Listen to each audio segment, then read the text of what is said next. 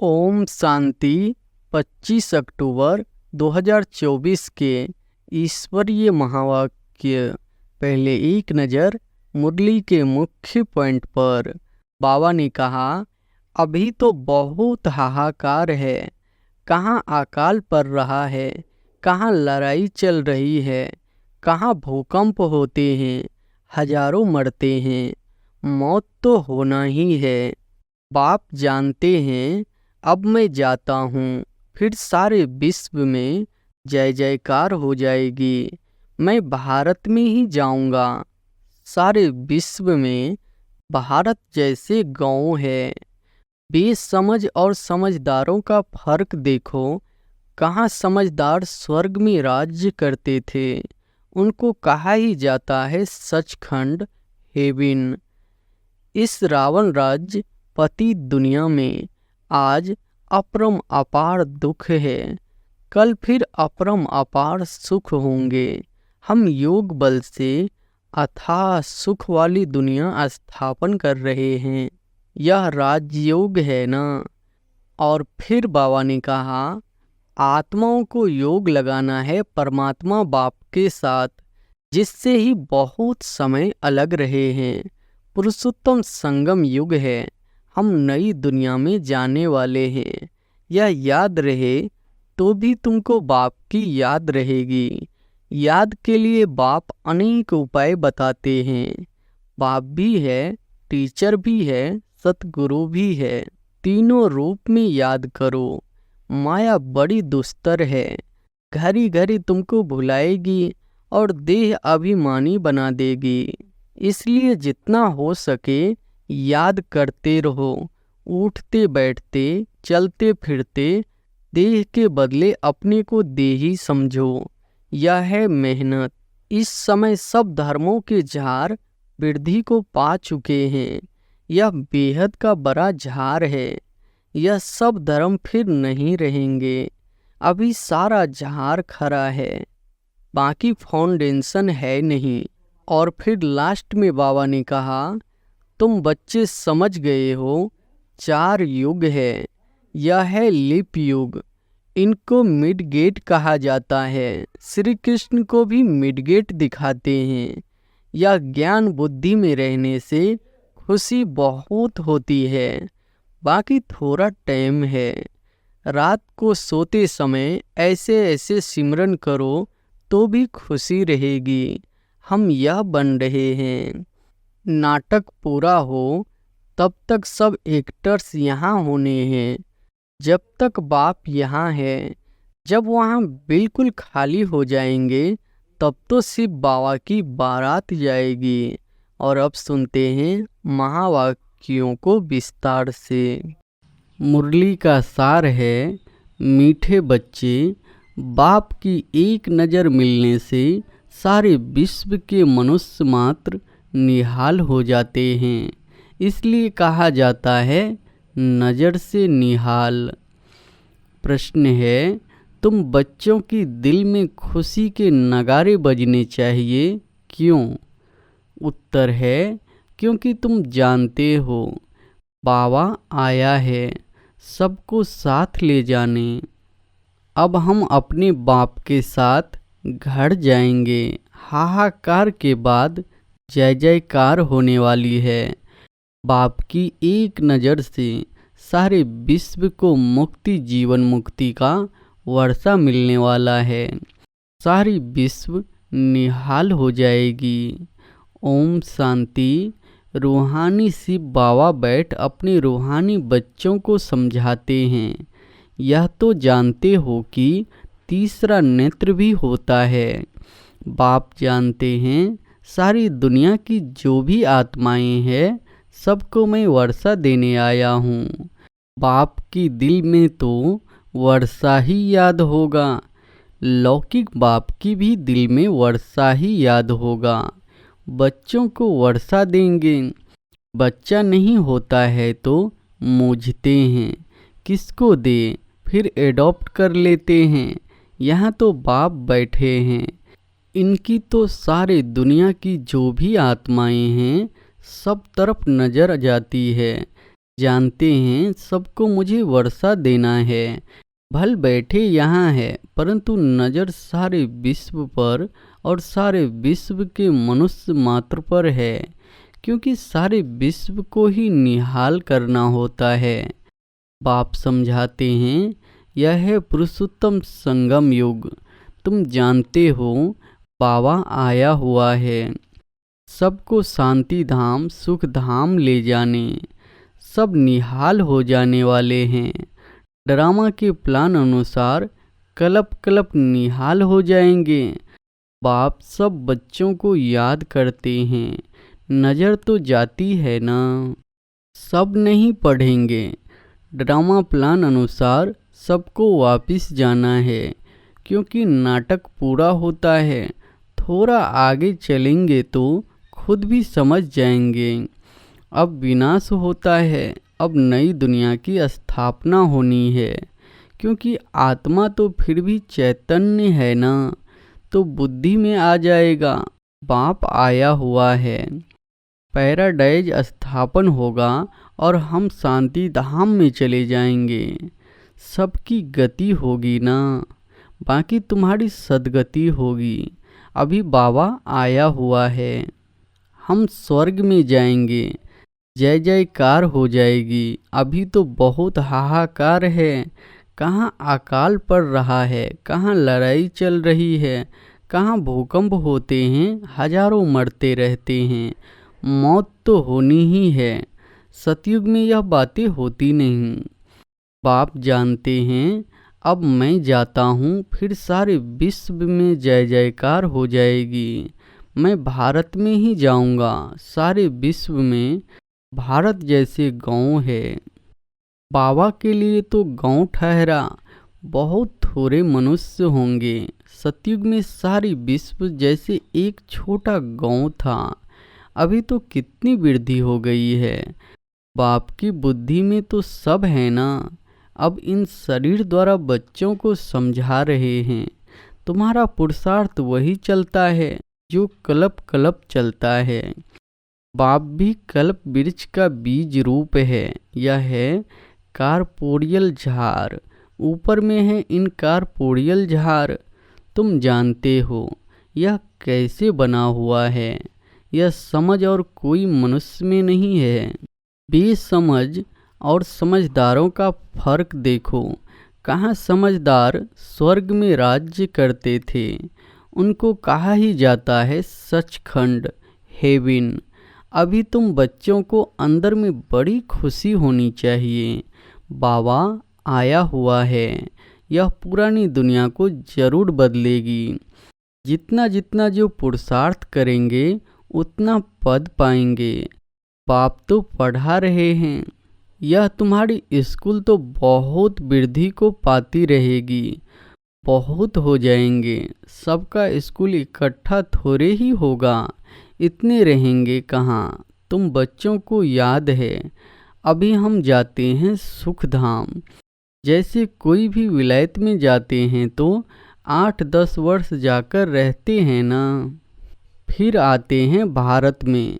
भारत तो गरीब है। विलायत वालों को यहाँ सुख नहीं आएगा। वैसे तुम बच्चों को भी यहाँ सुख नहीं है। तुम जानते हो हम बहुत ऊंची पढ़ाई पढ़ रहे हैं, जिससे हम स्वर्ग के मालिक देवता बनते हैं। वहाँ कितने सुख होंगे। उस सुख को सभी याद करते हैं। यह गांव कलयुग तो याद भी नहीं आ सकता। इनमें तो अथाह दुख है।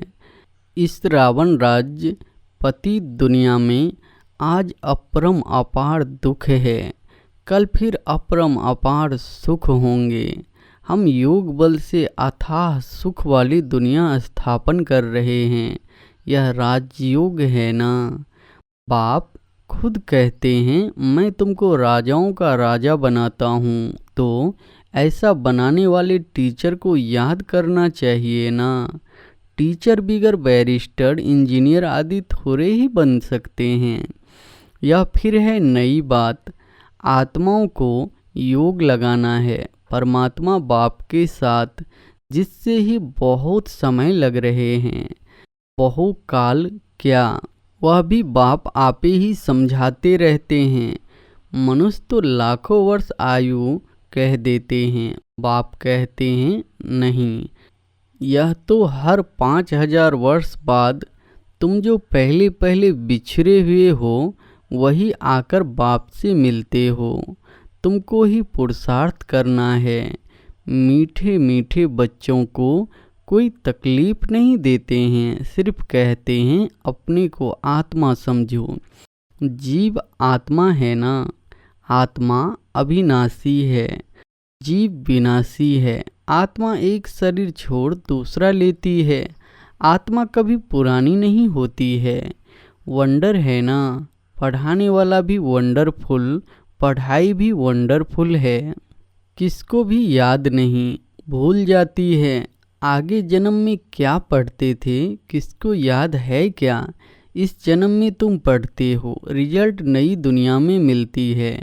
यह सिर्फ तुम बच्चों को पता है, यह याद रहना चाहिए।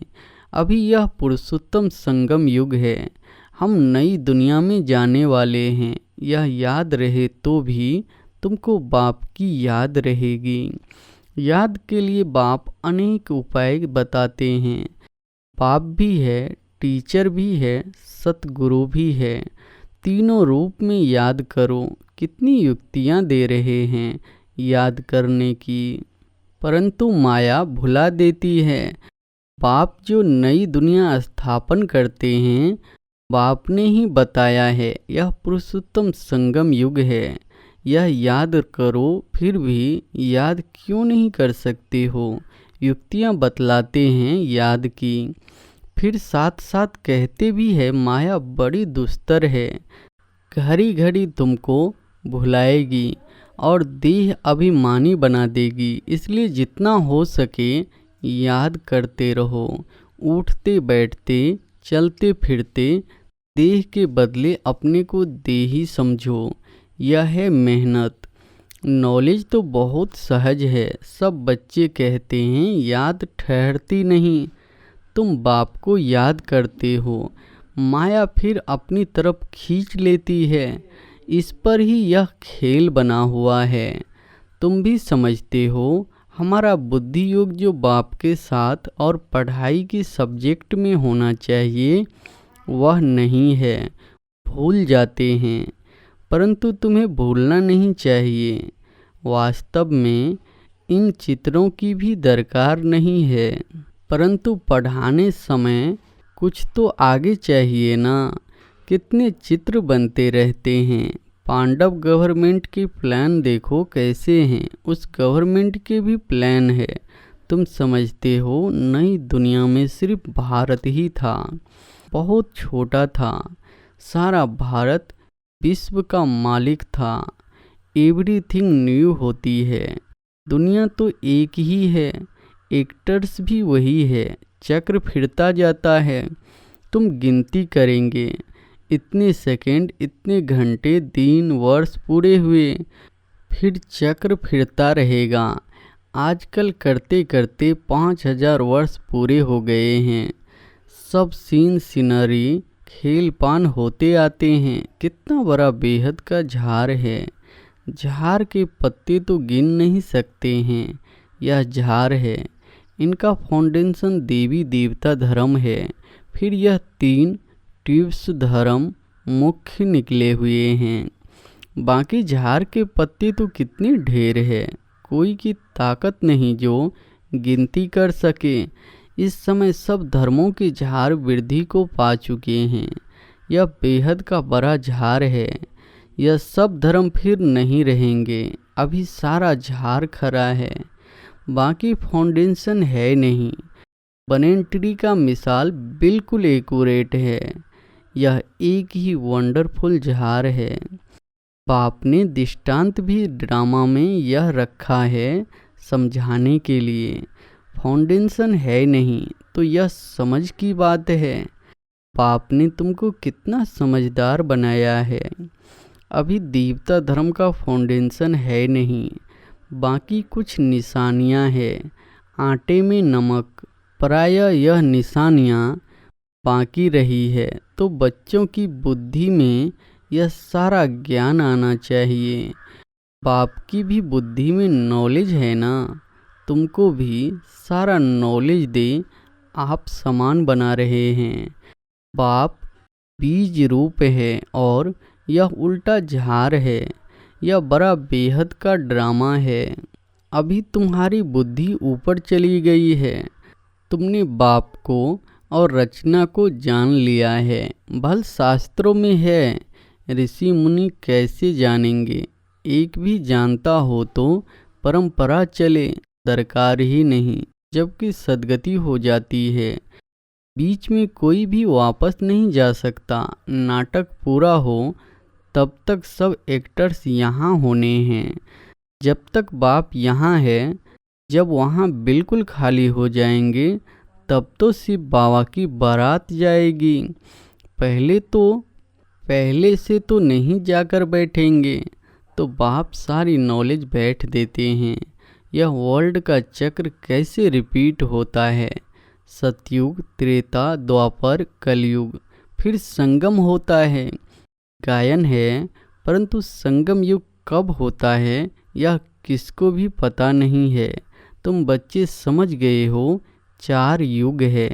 यह है लिप युग, इनको मिड गेट कहा जाता है। श्री कृष्ण को भी मिड गेट दिखाते हैं। तो यह है नॉलेज। नॉलेज को मोड़ तोड़ कर भक्ति में क्या बना दिया है।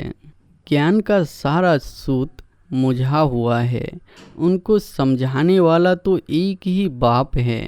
प्राचीन राजयोग सिखलाने के लिए विलायत में जाते हैं, वह तो यह है ना। प्राचीन अर्थात पहला सहज राजयोग सिखलाने बाप आए हैं। कितना अटेंशन रहता है। तुम भी अटेंशन रखते हो कि स्वर्ग स्थापन हो जाए। आत्मा को याद तो आता है ना। बाप कहते हैं, यह नॉलेज जो मैं अभी तुमको देता हूँ, फिर मैं ही आकर दूंगा। यह नई दुनिया के लिए नया ज्ञान है। यह ज्ञान बुद्धि में रहने से खुशी बहुत होती है। बाकी थोड़ा टाइम है, अब चलना है। एक तरफ खुशी होती है, दूसरी तरफ फिर फील भी होता है। अरे ऐसा मीठा बाबा हम फिर कल बाद देखेंगे। बाप ही बच्चों को इतना सुख देते हैं ना। बाप आते ही है शांति धाम सुख धाम में ले जाने। तुम शांति धाम सुख धाम को याद करो तो पाप भी याद आएगा। इस दुख धाम को भूल जाओ। बेहद का बाप बेहद की बात सुनाते हैं। पुरानी दुनिया से तुम्हारा ममत्व निकलता जाएगा तो खुशी भी होगी। तुम रिटर्न में फिर सुख धाम में जाते हो, सतो प्रधान बनते जाएंगे। कलप जो बने हैं वही बनेंगे और उनको ही खुशी होगी। फिर यह पुराना शरीर छोड़ देंगे, फिर नया शरीर लेकर सतो प्रधान दुनिया में आएंगे। यह नॉलेज खलास हो जाएगी। बातें तो बहुत सहज है। रात को सोते समय ऐसे ऐसे सिमरन करो तो भी खुशी रहेगी। हम यह बन रहे हैं। सारे दिन में हमने कोई शैतानी तो नहीं की। 5 विकारों से कोई विकार ने हमको सताया तो नहीं। लोभ तो नहीं आया। अपने ऊपर जांच रखनी है। अच्छा, मीठे मीठे सिकिलधे बच्चों प्रति माता पिता बाप दादा का याद प्यार और गुड मॉर्निंग। रूहानी बाप की रूहानी बच्चों को नमस्ते। धारणा के लिए मुख्य सार पहली पॉइंट है, योग बल से अथाह सुखों वाली दुनिया स्थापन करनी है। इस दुख की पुरानी दुनिया को भूल जाना है।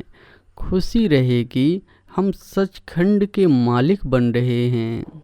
दूसरी पॉइंट है, रोज अपनी जांच करनी है कि सारे दिन में कोई विकार ने सताया तो नहीं, कोई शैतानी काम तो नहीं किया, लोभ के वश तो नहीं हुए। वरदान है, वरदाता द्वारा सर्वश्रेष्ठ संपत्ति का वरदान प्राप्त करने वाले संपत्तिवान भव।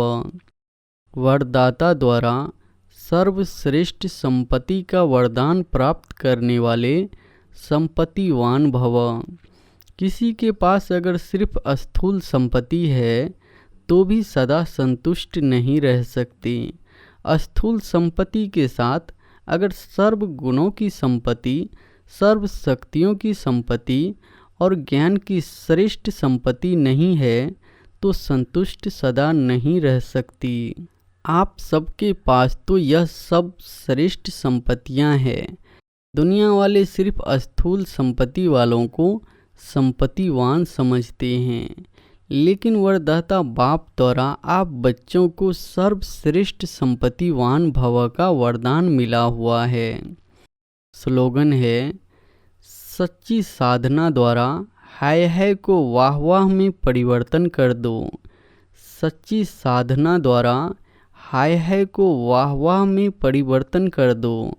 अच्छा, ओम शांति।